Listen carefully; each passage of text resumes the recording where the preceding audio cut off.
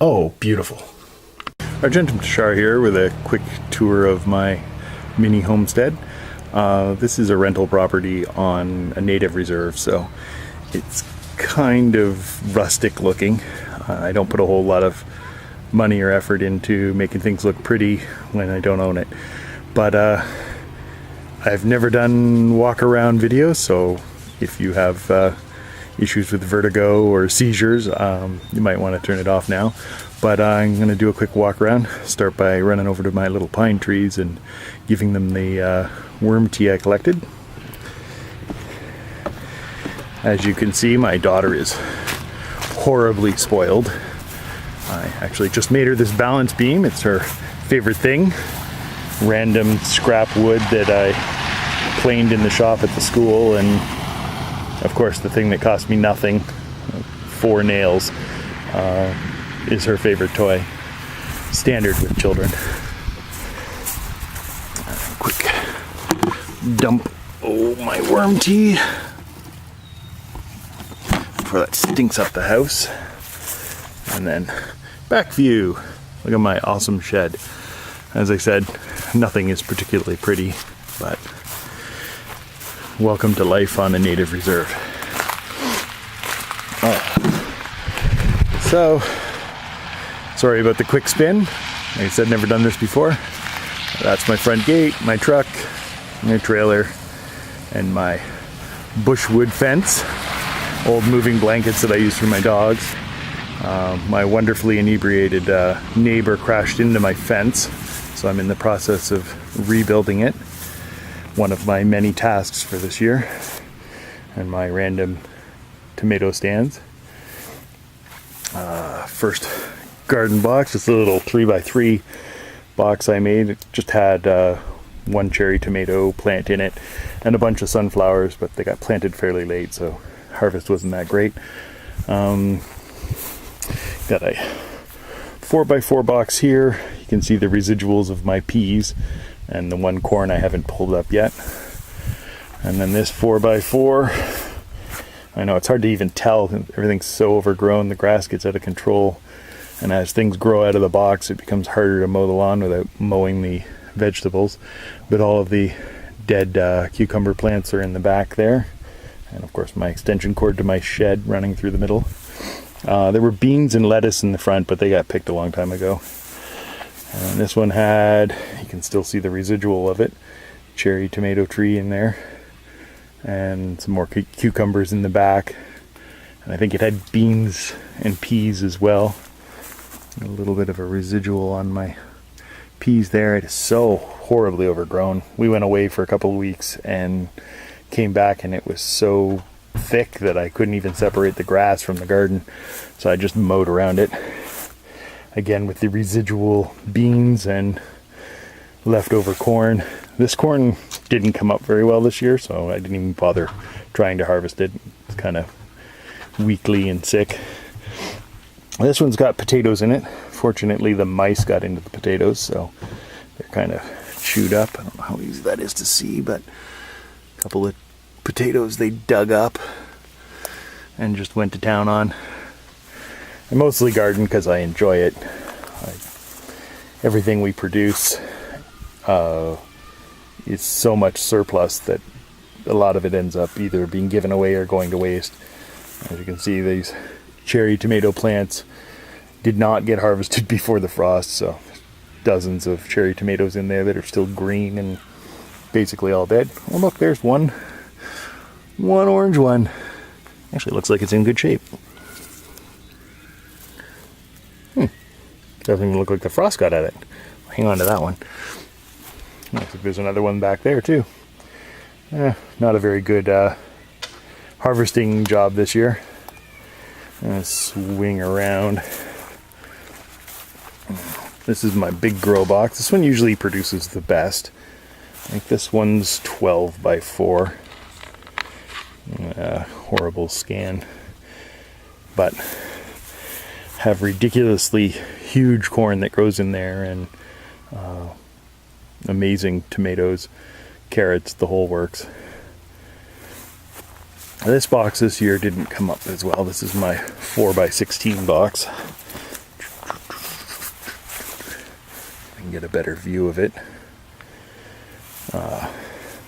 Got lots of beans and lettuce and a bunch of tomatoes, but a lot of the smaller things didn't come up. For some reason my carrot crop was not particularly good this year.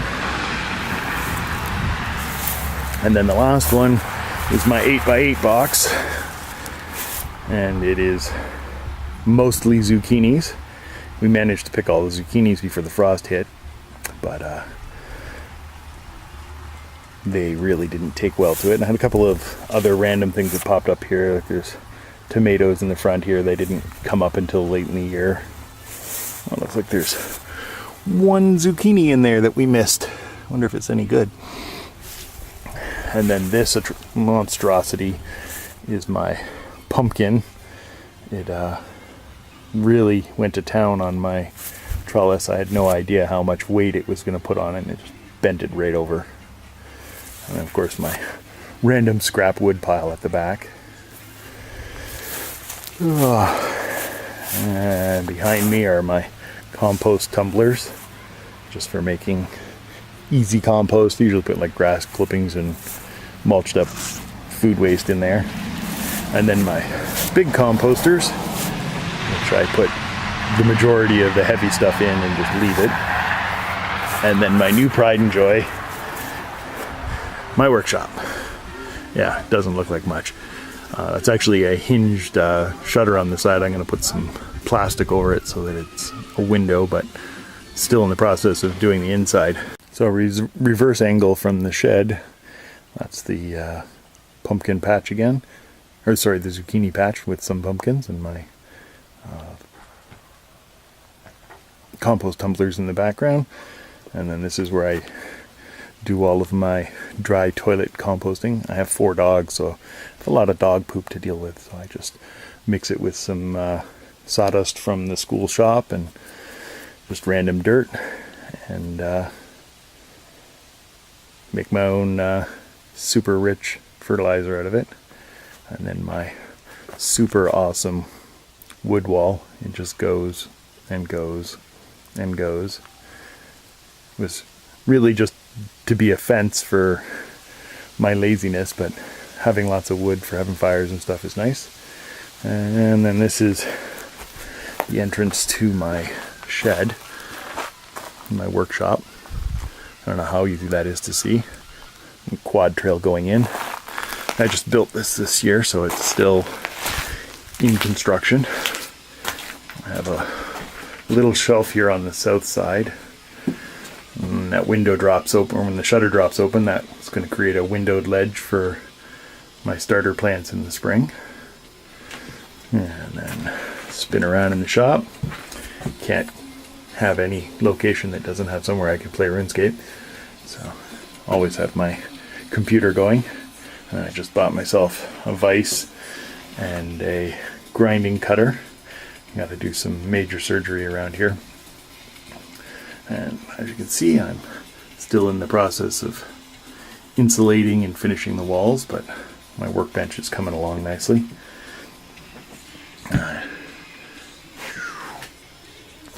How easy that is to see. There we go. So that's the last panel I've insulated, and I have 1, 2, 3 more to go. I'll probably do that later today. And then I'll start doubling up on the insulation and probably put in the other window. Again, with the wood wall, these are my garden box tops, or just plastic covered 4x4 frames to go over top of my garden. Helps keep things a little warmer in the spring and makes everything thaw faster. And my tool shed, which is completely buried by random piles of wood. I'm not that organized, so it's kind of a mess back here. And down with the wood wall that just continues forever. This is our fire pit. You're gonna love our fire can. I was backing up the trailer today and tripped and fell into it. It's an old dryer drum from 4 years ago, so it's been superheated and rusting in the outdoors for so long that it's like tin foil, so when I fell on it, it just completely crumpled. Fortunately, I have a washer drum, which I intend to use as my new fire pit container.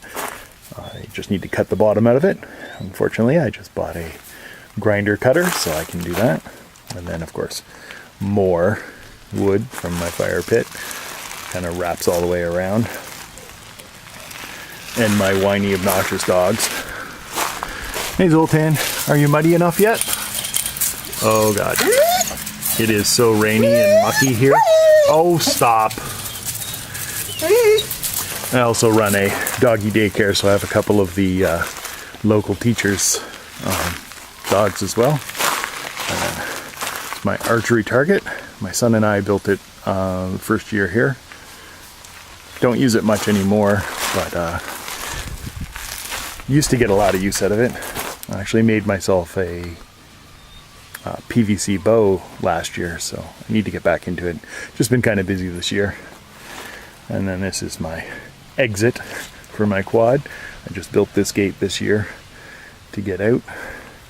And as you can see in the background, that's our road. It's the road that runs past my house. And yes, it's got like a foot of water on it. It's kind of mucky. It's a little dry in the middle here, and then it goes back to being a mud puddle. So, and we have my dog kennel with my super classy plywood blockers. If I don't put something up, the dogs bark at every leaf that moves, and it's rather frustrating to deal with constantly, especially when I have a bunch of dogs here that I'm babysitting. And that brings us full circle back around to my daughter's big playground. There are a lot of little kids around here for her to play with, so kind of have to make do with what we have. And then this is my original shed. I built it for quad storage before I had a quad, and my lack of knowledge of current quads meant that it's only 4 feet wide in total, and my quad's outer dimensions are 4 feet, so it doesn't fit inside. Kind of sucky. Same kind of deal with the shed in the background, or in the back of the house. I built the shed thinking, oh yeah, it'd be more than large enough, and made it 7 feet deep so I could drive my quad right in. My quad's like 7'3". And then my little makeshift awning and our barbecue and just random garbage. So much cleaning up to do.